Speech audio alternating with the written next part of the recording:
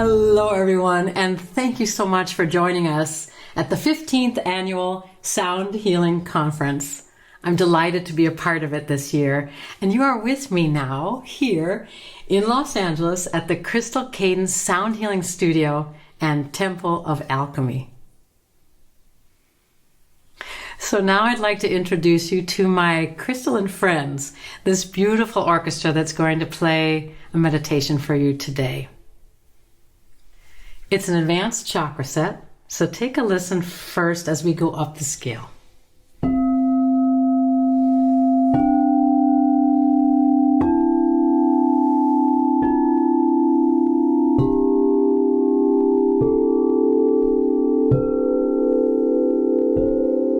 So unusual as this. And then we ground the set with this beautiful Saint Germain supergrade, and then super grounding sound at the low C phenakite with androgynous indium.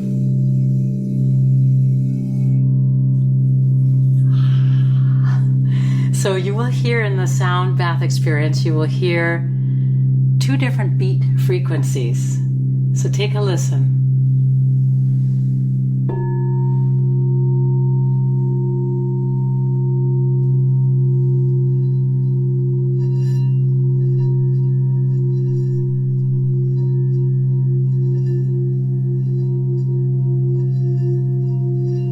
Simply noticing how does this, what I love to call shimmering sounds, how do you feel when you hear this, when you feel this?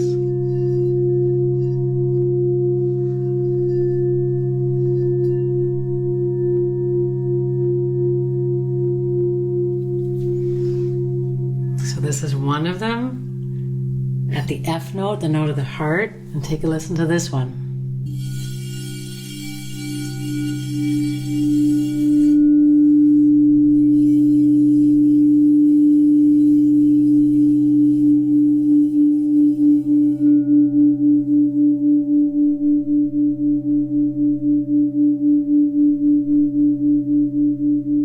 As you breathe deeply in your body, just feel how these shimmering sounds or beat frequencies make you feel, what they awaken in you, how the energy is moving through your body.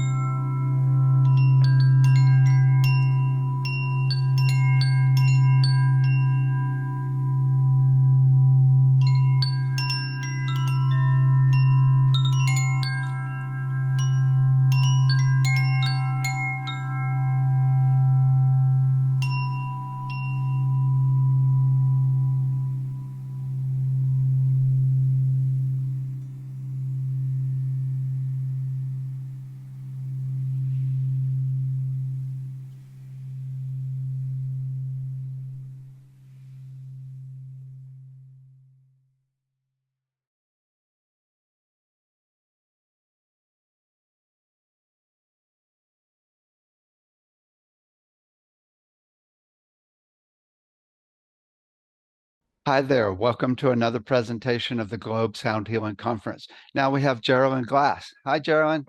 Hi, David. Welcome, welcome. Thank you. Thanks for the invitation. Jeralyn is an internationally acclaimed singer, musician, and teacher in the field of sound healing, and has been sharing the gift of music medicine with the world for decades. She began her career on Broadway and has sung on opera and concert stages around the globe. She offers a unique alchemical blend of music, meditation, and high vibrational sound, merging quantum science, bioenergetics, and crystalline sound vibration. She helps people facilitate healing and transformation with the power of music and sacred frequencies that nourish our body, connect us with our hearts, and awaken our consciousness. She created the Sacred Science of Sound educational platform and the Crystal Cadence Sound Healing Studio, home of the Los Angeles Crystal Tones Temple of Alchemy, one of the largest displays of alchemy bowls for purchase. She personally curates her Your Singing Bowl sets, and she offers her internationally acclaimed Crystal Alchemy Singing Bowl trainings with over 100 hours of instruction. Jeralyn's unique music is available at crystalcadence.com on all streaming platforms, and her popular series and educational platform, The Sacred Science of Sound, features the monthly members portal and conversations, presentations, and performances offering leading edge information on vibrational medicine, bioenergetics, and the healing power of music. She's also has an app coming out called Source, which releases this December. And you can find out more at Jeralyn at crystalcadence.com and www.jeralynglass.com. What have you been up to lately? Well, just now, I just got back from being the first time in Europe for, I think, 4 years. I was in on a retreat, as a sacred retreat in the footsteps of Mary Magdalene with Dr. Sue Martyr. Oh, So nice. we were integrating sound and really working with the energies of the divine feminine, which is so needed now. Excellent. Okay, so I got the big question. If you had all the money in the world, what would you do to help people on the planet? David, I think it's not different than my intention is now is to share music with as many people as possible because I feel so strongly after having a life in music that music is truly a medicine and it's a balm that soothes our souls and nourishes us like I think nothing else can.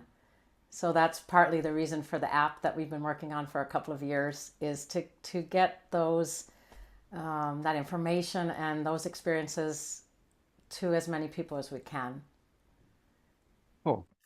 Yeah. So, so tell us about your background and how you got into this. Mm. So I knew from the time I was a little girl, I have a distinct memory of being 3, 4 years old and singing outside, twirling around on our family's front driveway, and just hearing a voice, hearing what I would later call God, that just said, "This will be your life's path." Music, like there was something about the sound of my own voice and movement that brought so much freedom and yeah, and that's how my life has gone.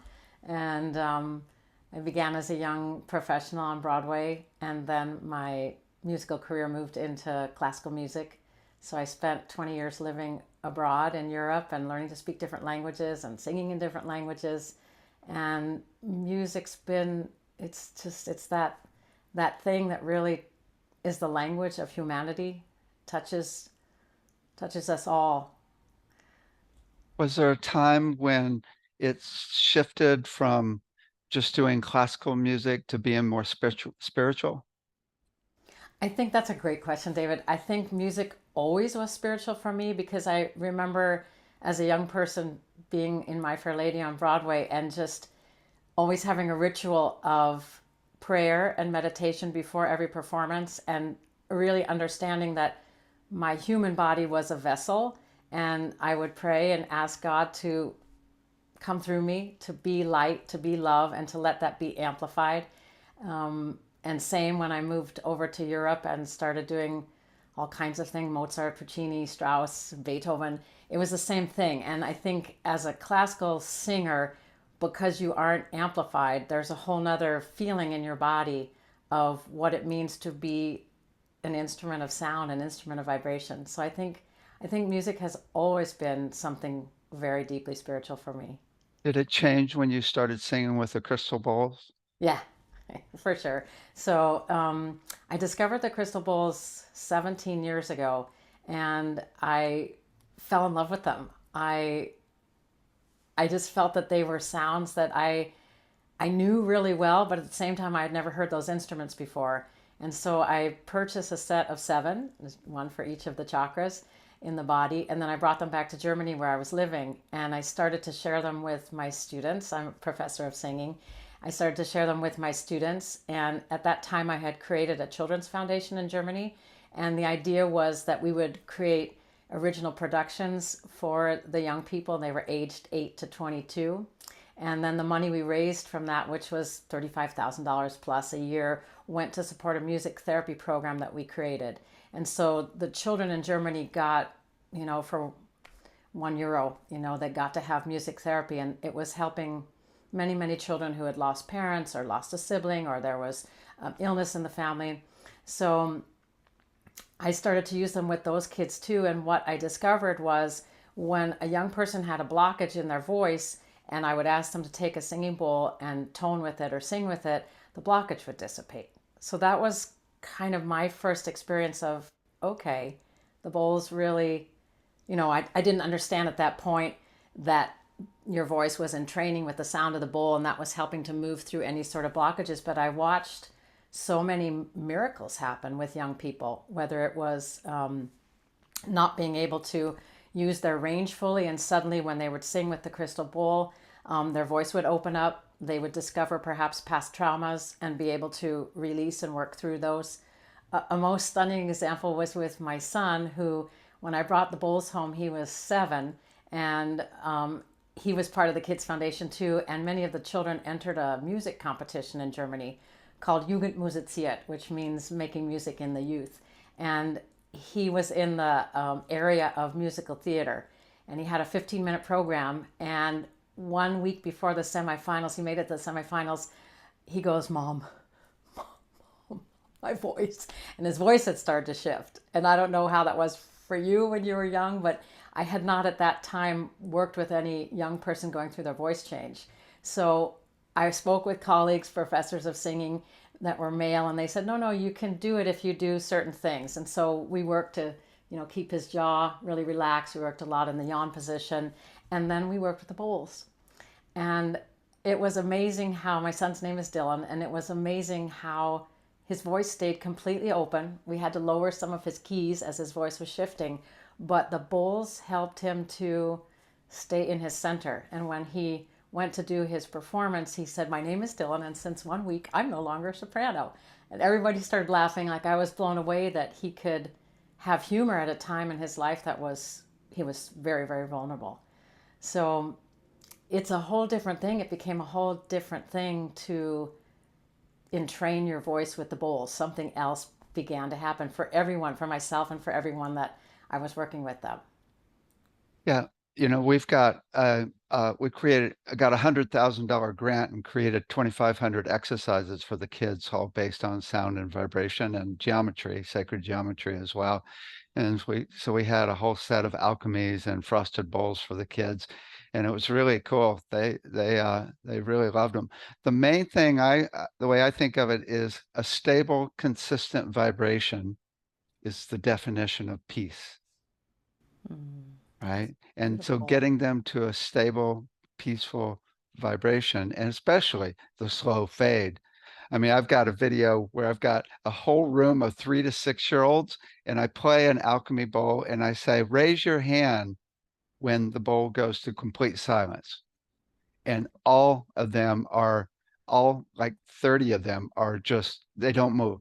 You ever see a room of 3 to 6-year-olds not moving for like 5 minutes? And they're like, it was incredible then. And then afterwards, I say, "Can you still hear the sound even though it's gone?" and they're, oh yeah, it's like it's really peaceful, huh? And they're like, whoa, yeah, I mean, this is so beautiful what you are doing in Northern California, and it's what you asked me the first question, like, what would you do? What would I do if I had all the money in the world and money was not an issue? How would we share music? I mean, for sure with children, and as you found, I found too that children, they love that there's this pristine quality of vibration as you described, and then it leads them into a place of inner silence, and it's in that inner stillness, I think, that so much happens. There's so much that happens for us when you find and you're comfortable to sit in that place of stillness, which most young people today are, it's 15 seconds and then they're off to something else, right? right. So And it's what teachers pray for, yeah, right? right. Right? It's like, 'cause it can be a little crazy these days. Yeah, I think, and what you just said too, that silence is such a big part of music, and I learned especially in the field of classical music, that when I was doing just great pieces of music, Beethoven or whatever it was, that it was the rests that created the music. It was the pauses in the music that created the shape of the music that allowed, this to happen, this grand awe and this grand wonder. There's Yeah, nothing like a slow fade as well. And the longer the better, and yeah. especially the bassier the better. And it's just so precious. We've got a 42-inch bowl at our place. It's like a hot tub, right? And it's Wow. so powerful. And when it fades out, no one moves. Yeah. No one moves. I think with all the noise in our world, I think it's becoming more and more important to find our own inner voice, and that is birthed out of that place of stillness. And I think that's something that, as human beings, we really actually don't want to go there. Um, there's so many things to distract us, but when we find that place of stillness, and that's what happened when I was working with my son with the bowls. We had this little citrine bowl that happened to be a G note, and G, as you know, is the note of the throat chakra. Now, at that point in time, I didn't really put all that together, but there was something about when he played that bowl, he loved it. And citrine, of course, has to do with personal power and your self-esteem, your courage, and your confidence. He would do what you were describing. I would have him tone with the bowl, release his jaw, and just make sounds that he was comfortable with as his voice was shifting, and then the silence. And the silence reflects back to us, I think, so much purity and inner joy, and in essence, love. Well, it opens up portals to other dimensions as well. I think that's what's interesting about adolescents. They're uh, especially interested in excitement and interesting and different and new and such. I mean, it's the basis of adolescence. And when they learn that silence is the coolest, most interesting area ever because a whole other world opens up. Yeah. As Bev in Mount Shasta used to say, you just got to be still enough to hear it.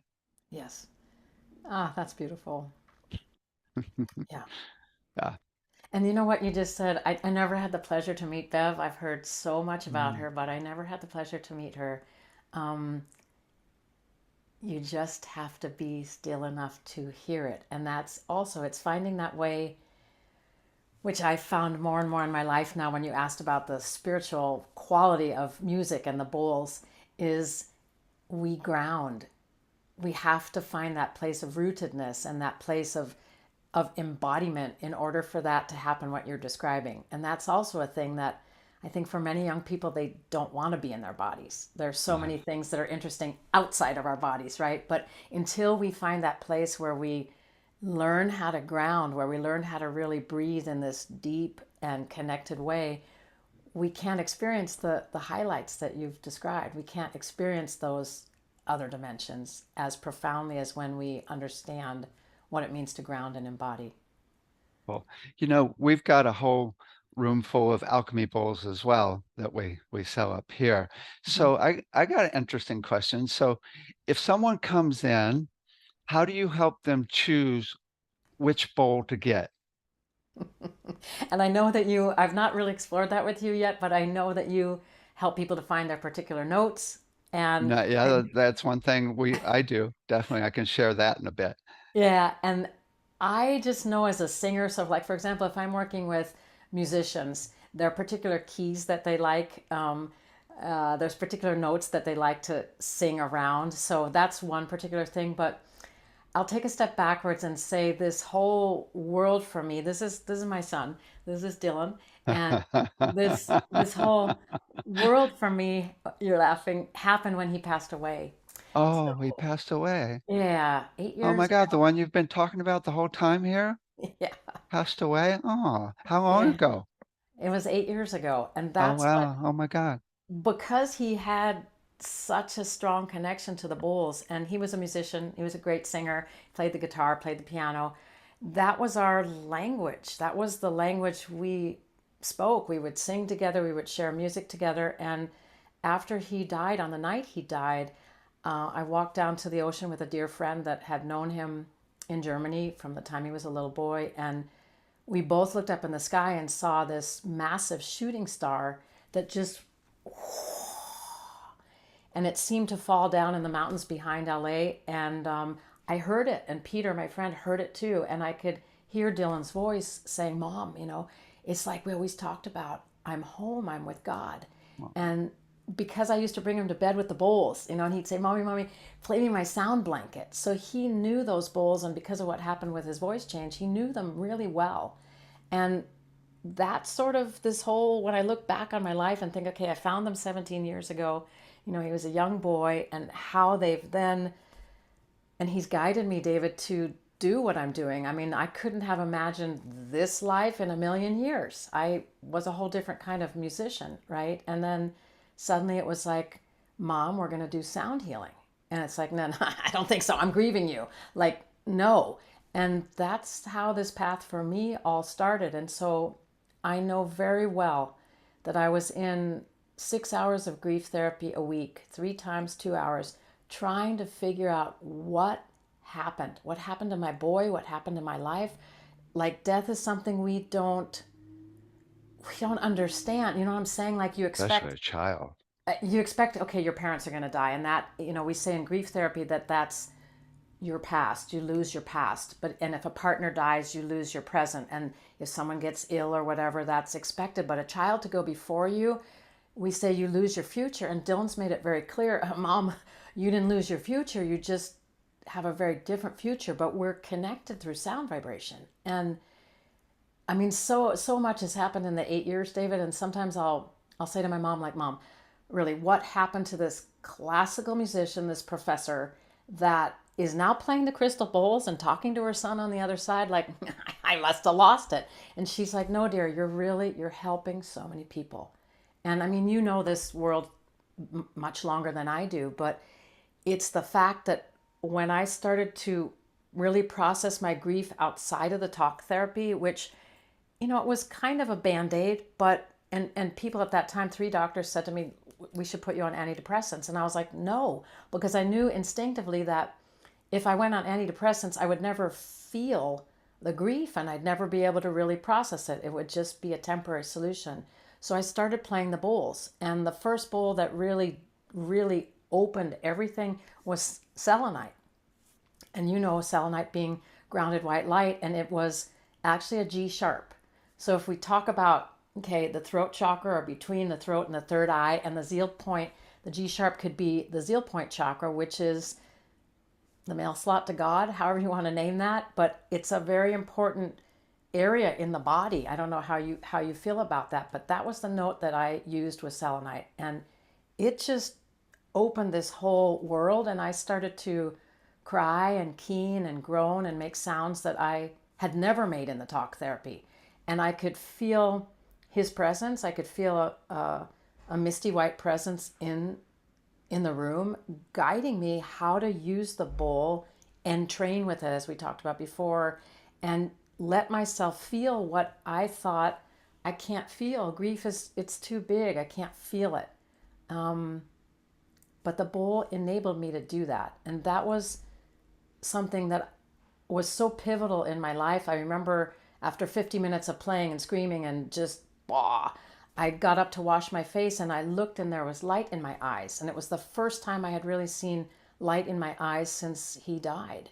Wow. So it was like, okay, Jeralyn, there's something happening here and he's guiding something happening here. So for me, David, this whole path was, it was not planned, and I don't know if anyone plans, but as I said, as a young girl, I knew I was going to sing and I knew music was going to be my life, but I had no idea it was going to go in this path. It's pretty crazy. Nice. Nice. Yeah. So it's interesting because, there's so many different ways to look at chakras. You can do it by notes, or you could do it by frequency, where Mm-hmm. just a bigger bowl, or you could do it by the element or crystal or gemstone in the bowl. Right. And when you ask me, how do I do that? So, I mean, that for me is such a sacred process and it's so individualized. Like, you can't, there's no one size fits all with the crystal bowls because each one is really a one of a kind piece of sonic art. And so I'll ask people all kinds of different questions. And then, of course, if it's a musician that they need to match the bowls to other instruments, then for the most part, they need to be tuned to 440 hertz. They need to be tuned to the piano or tuned to the orchestra. Now, if there are a musician that's using a 432 hertz tuning, then we can go with the 432 hertz bowls. But as it's such a complex and rich world, and Dylan will guide me sometimes. Sometimes there's been very humorous things where I've been consulting with someone and I can hear him, Mom, go get her the Divine Cryon Bowl. And I'm like, no, no, that's in my private stash, and it's like, Mom, don't be a bowl hoarder. And it's like, son, no, not that bowl. But it's just funny how instinctively certain bowls, and for example, that was a bowl that was perfect for that particular woman. So that's the joy, David. I don't know how you guys do it in at the Globe, but it's really asking questions of, do I need to tune to other instruments? Is there a particular place in my body? Like, for example, many people will say, I want to work with my heart. Okay, great.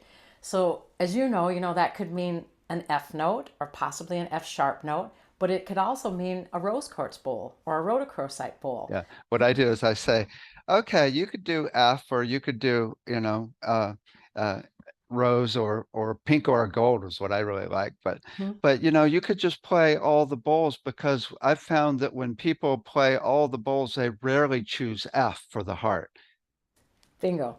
Yeah. And so just feel what feels right. The number one thing I do is I say, just play them and see which one resonates with you.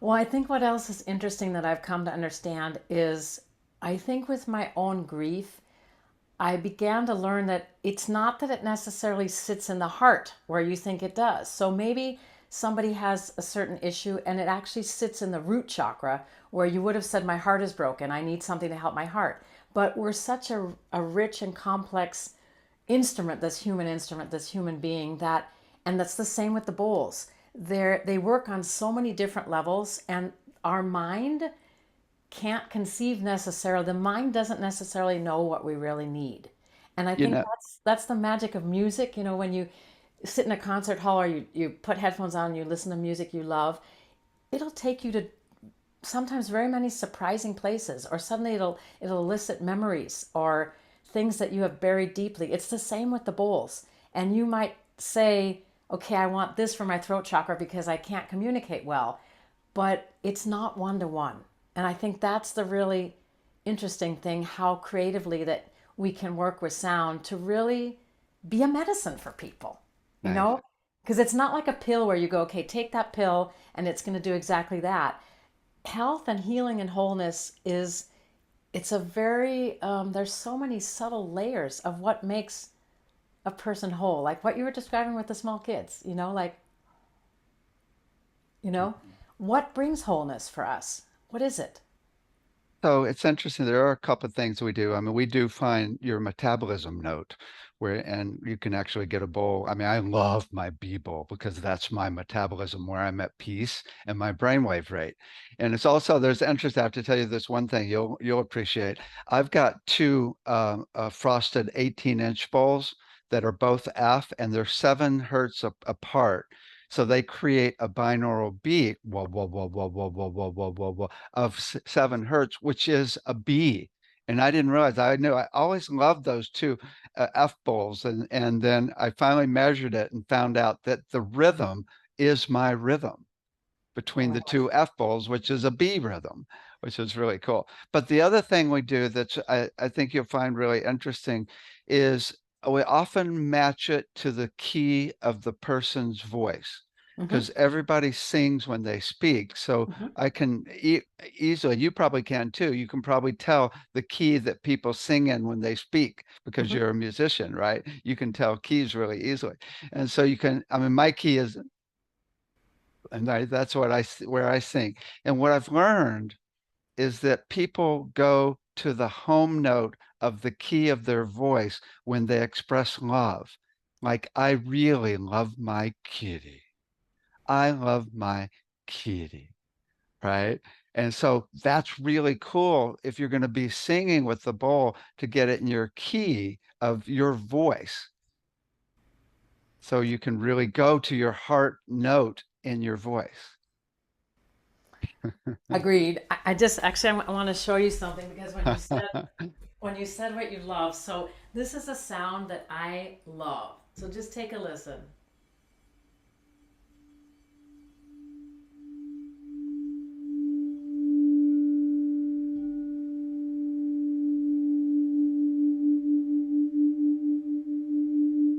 Oh my God.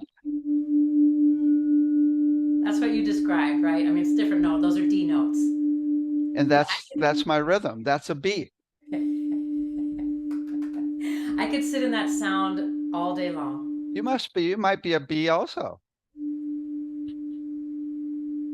You probably are. You might be a B flat. I love B flat. Yeah. You're either a B or a B flat, I bet. You can tell by a person's body type even. So I love to do that and then take a listen.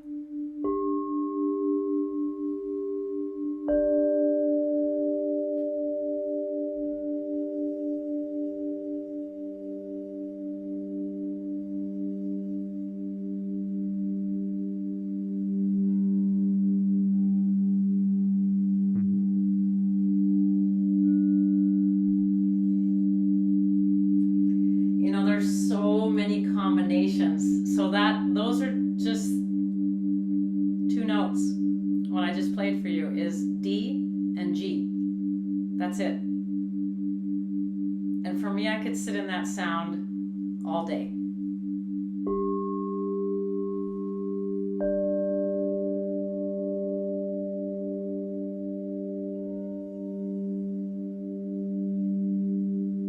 Nice. So you have that, you know, what you called the binaural beat. You know, I've since come to learn that technically it's a beat frequency, because technically a binaural beat needs to be made with Right. headphones, etc. Technically, it's a monaural beat, but I Yeah, just use the term. yeah, same.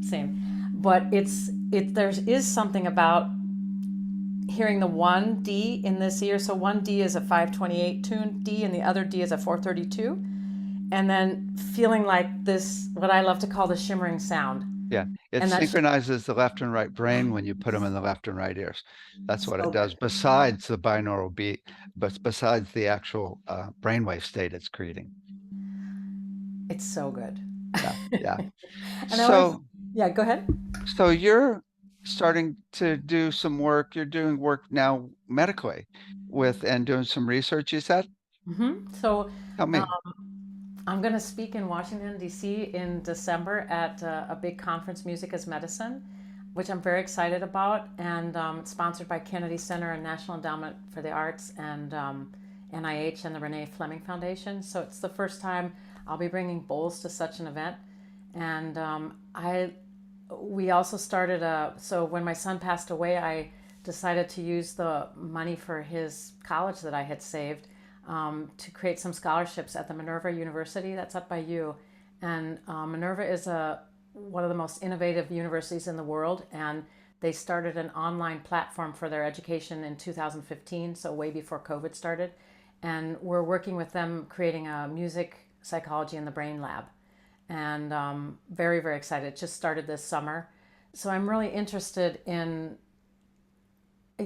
what you asked me in the very first question.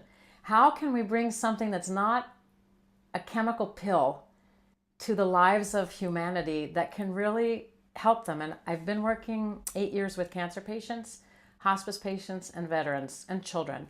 But especially with the cancer patients and the veterans, I've seen, you know, profound things happen. Have they been done in scientific experiments? No. So it's anecdotal evidence, correct? But what's happened to the cancer patients has been phenomenal, David, and same with the veterans. What type of treatments do you do for them? We do. So for the cancer patients, it started for me just wanting to get out of my own grief, and I would lay there in my bed and just think, if I don't move, if I don't do something, I'll never get out of my bed. And so I had an inspiration to call this cancer support community. It's a national organization where they offer alternative ways of healing and processing what people are going through when they have a cancer diagnosis. And they do yoga and gong work, but they'd never done crystal bowls. And so we started a program 8 years ago that it would be in groups, and I would work with them with their voice first, opening their human instrument, and then they would lay down and receive the sound. And then there would be a lot of sharing afterwards. And David, over the years, people have said so many things like, I'm thinking of 3 different women who all 3 had mastectomies, and who all 3 said, I can't believe it, but my breast is back. I am whole again. Like, what happened? I don't feel like I'm missing any part of me again.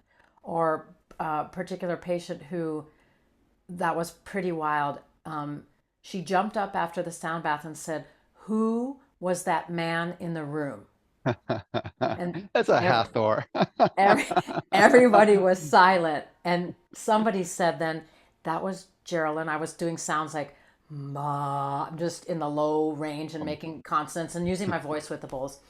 They said that was Jeralyn's voice. No, she said, there was an Indian man in the room, and he took my hand and he took me on a train, and my cancer is healed. And she was, and then a couple other people said, I saw him too. And I'm just going, okay, what happened? Right? And she was really insistent. And something happened that day in that room that I'll never forget. Um, I have to so, tell you my cancer story. I was worked with this woman for a couple of years, and she had throat cancer, and she was scared to make sound. And I worked so hard and got her to where she could finally make sound and really scream, right? And she came in after a couple of years and said, Dave, I know the cancer is gone now. There's no more pain.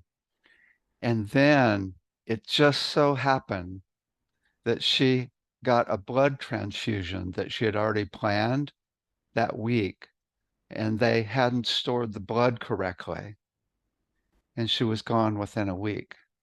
mm, And one of my students helped her go to the other side, and and etherically, right? And because she was a psychic, and she said that because I had helped her so much, that whenever I work on cancer, she will be there to help me. mhm. It was funny because she was in my bedroom etherically for about 2 weeks after she died, hanging out. And I'm like, you scared to make sound now? I mean, these are the things that, and I work closely with Dr. Daniel Levitin, who is a New York Times bestselling author of This Is Your Brain on Music, and he ran the lab at McGill University. And, we'll talk about that. These are the things that science can't prove. There's so much about music that can be proven. And then there is that place that I'll always name the ineffable. It's what happened to me when I was playing that selenite bowl, and then when I was finished with the process and looked and saw joy in my eyes, it was like, Jeralyn, this is healing. Like, this is healing. Your grief is transforming. Like, and I remember, David, going to a support group for parents who had lost children. And I mean, the parents were hanging on 30, 40 years, going to the graves, talking about their child. And I just thought, I can't do it that way. I know that there's a bigger picture to all of this. I know that there's there's a whole bigger cosmic picture that my son is not gone. He's just changed form. Oh, oh, so I've done a huge amount of grief therapy. I've led grief therapy groups for years. When I hear, I have to tell you my grief story, or one that's really good, because we basically we look at three things. One, it's okay. One, that it's to go to gratitude. Mhm. That's the main antidote.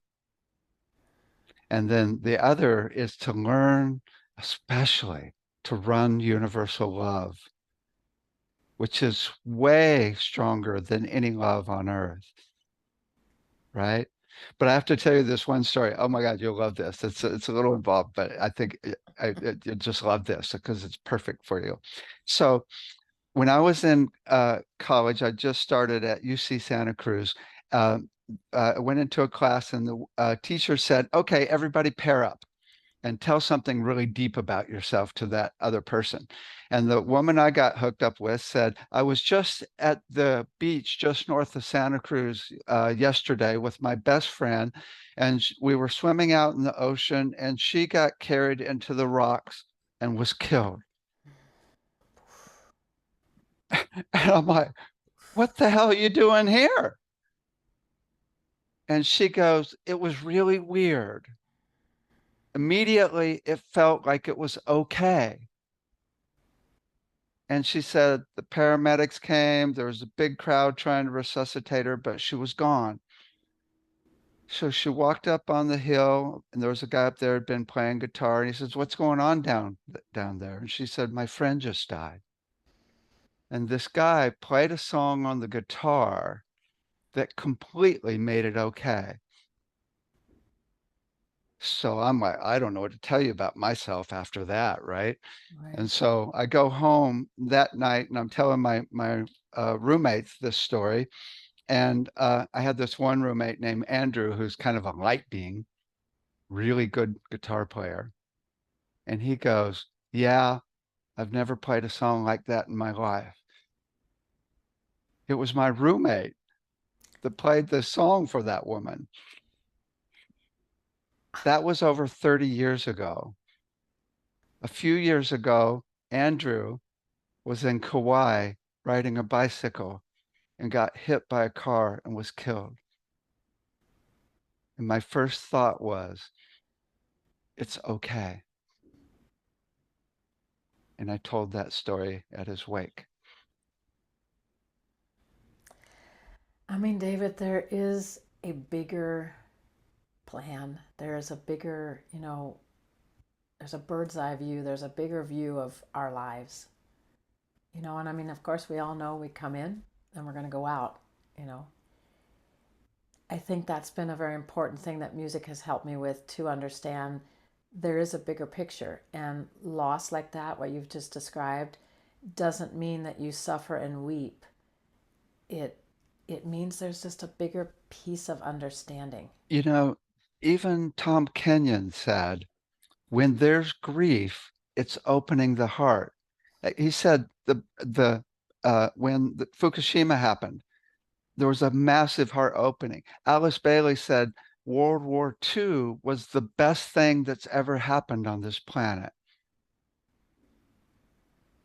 Your heart was blown open more than it could ever be. And that's beautiful. And you're bringing it forward. I when I talk with him, it's like, okay, son, I get that we had a soul plan and a soul purpose, but I don't remember signing that contract. And when I see you, I'm going to have a discussion with you about that, and he laughs. But it's like life is so it's just so filled with so much richness, so many surprises, so much opportunity for us to embrace and, as you just said, like to love deeper, to love in that universal consciousness of unconditional love. I mean, that's what I think grief and loss teach us. If we can open our beings enough to feel that. And music, I mean, back to what your question, I mean, music is a medicine. It does what nothing else can do. for me. It just, and everything I've seen with the people that I've been working with, I got to play for a number of hospice patients and play for them as they were crossing over. And like, it's incredible. It's an incredible experience. And even when I had to meet my son and do that whole process, it was just like I didn't imagine death could be beautiful. It's something that we're frightened of, Right. right? But because I can't believe I'm saying this. I mean, I looked at him and I knew that was him, the boy that I birthed, but his essence, his spirit was so much bigger than that physical body. And just the idea that music helps us to really feel and understand that we are eternal beings. We're made of energy, we're made of sound vibration, we're made of light, and he and I are connected forever, however, whatever that means for an eternity. I And got a now, question. yeah. I got a question for you. So, what is it you do besides playing the bowls? What is it you do energetically to get people really freaking high?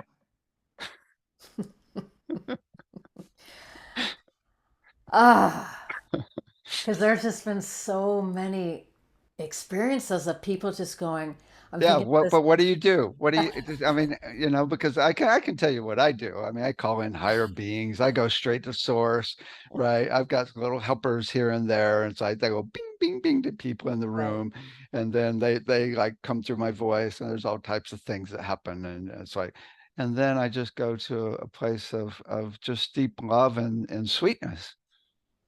I mean, I'm laughing when you say that because I worked at a place, a healing resort in Thailand, and there was this one big guy from South Africa that had come he was an executive for IBM and very much here.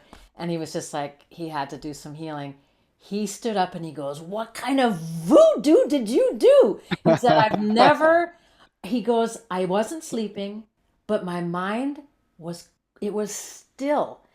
And I would guess, like, I mean, I understand what you say and the things that you do. I mean, for me, it's like, I don't want to name it like a performance, but every time I would get on a big stage with a big orchestra, I would make myself a vessel of light and a channel that I could feel light from above and rootedness below me. I mean, I wouldn't have named it quite like that at that time, but that's what was happening. And I could feel like when you'd have to project your voice in a 3,000 seat theater over a 100-piece orchestra, your body it's doing this. So there's a kind of presence that's demanded in that kind of really vocal athletic situation.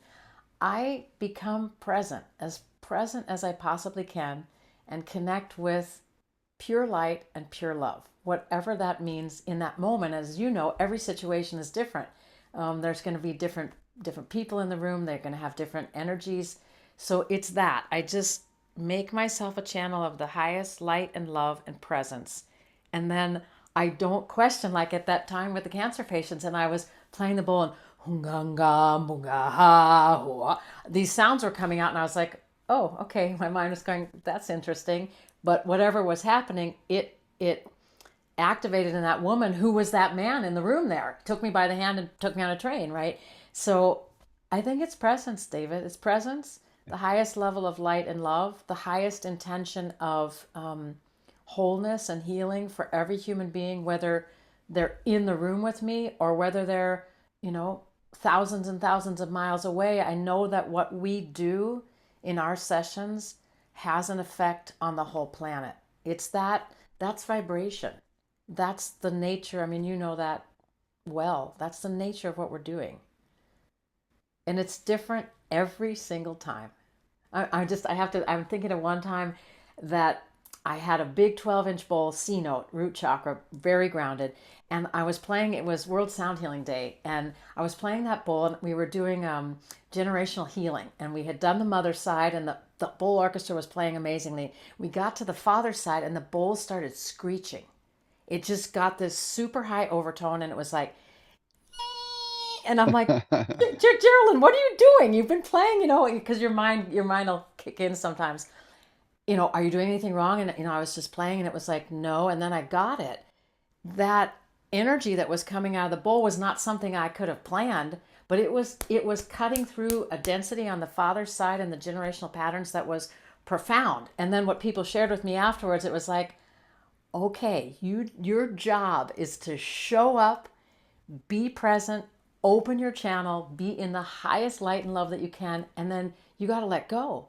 Because David, I mean, it's beyond what happens in those sessions is beyond what we can really conceive.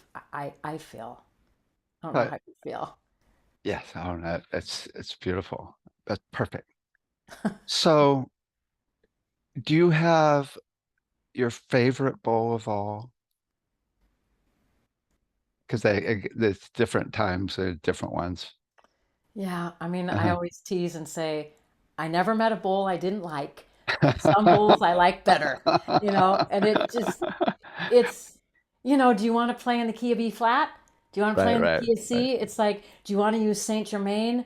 I mean, I love like the two bowls I played for you. Those are both super grades, so they're the highest quality of bowl that Crystal Tones makes, and they do something real smooth. Hmm. But favorite, not really. Yeah, I want to tell you my favorite, Okay. and it's even gotten better. So I have this pink aura gold practitioner. It's the handle on it, Mhm. and I used it for all the kids. It's the one I played, and I said, raise your hand when it fades out. And also we went into the room with the babies, and they were all crying, and I stood there and I hit the bowl, and every baby goes, stops crying and looks up. And so this bowl was really precious. And then one day I leaned back and broke it. The handle broke off. So I sent it in and got it fixed. And now it's way better. Mhm. So it's funny that you say that because I just sent in someone's bowl, that practitioner, and they just told me they're not repairing the cracks anymore with handles. That they're just Oh my God. Oh so my you're God. So lucky. it's yeah. You're Oh my God. lucky. It's really even more precious now. Yeah. I mean, I think what's so beautiful is that every time you play them, they're responding also to you. They're responding to the field. They're responding to who's in the room. They're responding to what might be happening in the world. And I think that's the thing that we have to be so present and so open to not, we can't drive it one way. It doesn't work. Music doesn't work that way. Sound vibration doesn't work that way. It has its own thing and we get to blend and work with it. And I think that's a really important aspect of the work we're doing. Bev used to talk to the bulls. She said, oh, they talk to me all the time. And so, yeah, because quartz it holds energy and electromagnetic. It is conscious. It used to be what they used created radios from. I gotta tell you a funny story. So there was a woman she's a psychologist and she was using the bowls in her work, and we picked out a glorious set. And when you asked me how does it work, it was December a couple years ago, and when I saw her on the screen, she's in another state. She had a beautiful Christmas tree that was turquoise and purple, and I hear Dylan saying in my ear, go get her that sea bowl, the violet aura gold with the aqua aura gold. And I'm like, no, son, let me just go get her that bowl. I mean, it was like right from the beginning, and it was the perfect colors and it was a perfect vibe for her. I built the whole set around that, and that's the situation where he said, go get the divine crayon bowl. And I was like, no. And he was like, don't hoard bowls, mom. So I built her this beautiful set, and like a year and a half later, she called me crying and she said, I was setting up for an event with all my clients, and the legs went out from under, and the bowls broke. She said, but the only two, there was 8 in her set, the only two that survived was the purple one and the crayon bowl. And she said they were sitting atop the rubble, just like, well, what's next? Right? And we built another set eventually, and it was completely up leveled. It was a completely, I don't know how to say it to you. I mean, she was able to hold a bigger energy than she held when we did the first set. And this set has just magnified so much for her in her life and for her clients. I just find stuff like that is so. You can't make it up. It's, and my son will laugh, and it's just like, okay, I gotta trust in this. I gotta be grounded as much as I can be stable in the structure of the science behind the sound, and then you have to be open to that place of the ineffable, that place of you don't know how it's really going to go. Right. But if you Yeah. know, if you stay present with love and with light and the highest intention of healing, of wholeness for everybody, it's incredible. Perfect. Perfect. Yeah. Anything else you'd like to share before we end? Ah, what a world we're in, And again, back to what you asked me, like I'd say that, I lived in Germany. I worked in Germany when it was still in East and West Germany. And I lived in Berlin when Berlin was a divided city into the sectors. And I learned then truly that, again, music was the language of the human heart, and music is what connected us. And whether, I was an American and they were a Russian, or they were a German or an East German or whatever, it didn't matter. That was that language that everybody understood. And when I think now of what's happening in the world, it's deeply troubling how there can be so much hatred. And I just keep wanting to, we can feel helpless of things we can do in the bigger picture of the world, but I just feel it's so important for us to hold on to that light of sound, to hold on to that love that's inherent in sound, and to tone our human instruments, to be a part of a sacred sound and sacred sound vibration, because I don't know, David. I don't know how you think about that, but it's just, there's so many things that we can't change, but we can change how we vibrate.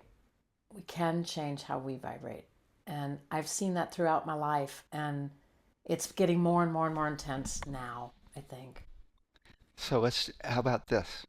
How about we end by sending love to all that hatred and division with a sound? I'll let you begin. I feel moved to play, because this set is so filled with light. This is Saint Germain.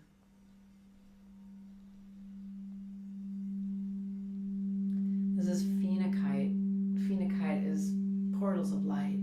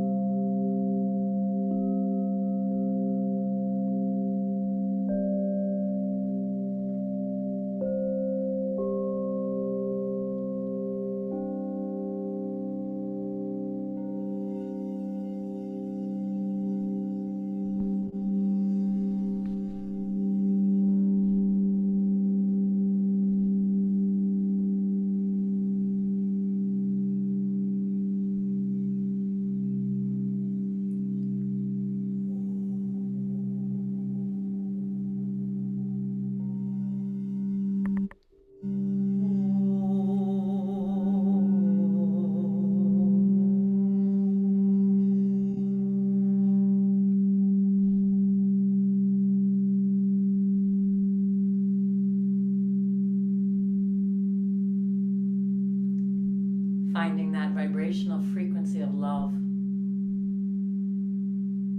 that is pure light, pure consciousness, and allowing that love to be activated in every cell of you.